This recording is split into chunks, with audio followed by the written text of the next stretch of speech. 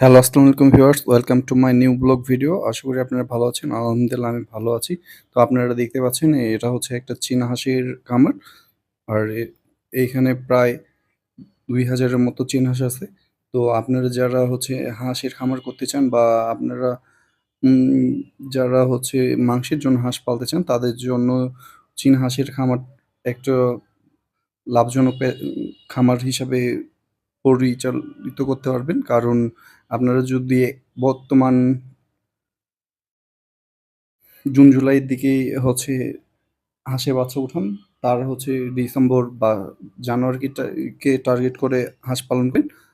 জানো আমরা জানি হচ্ছে বাংলাদেশে হচ্ছে যে জানুয়ারি, ডিসেম্বরে হচ্ছে শীত পড়ে। শীতের সময় হাঁসের চাহিদা একটু বেশি থাকে। যার কারণে অনেকে আবার পিকনিক খায়, যার কারণে হাঁসের দাম একটু বেশি থাকে। তো আপনারা যারা এই চীনা হাঁস পালন করবেন তারা হচ্ছে কম খরচে, কারণ অন্যান্য হাঁসের যেরকম খাওয়া খরচ লাগে সেই তুলনায় চীনা হাঁসের খরচটা একটু কম হয়।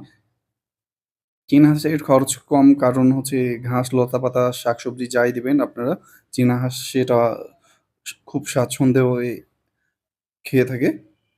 আর অন্যান্য হাঁসের তুলনায় চীনা হাঁসের একটু রোগ প্রতিরোধ ক্ষমতা ভালো, যার কারণেই চীনা হাঁস পালন করা লাভজনক।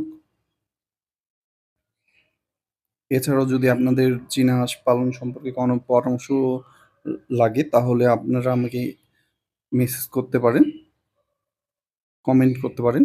সকলে ভালো থাকবেন আর আমার চ্যানেলটা সাবস্ক্রাইব করে দিবেন। আল্লাহ হাফেজ।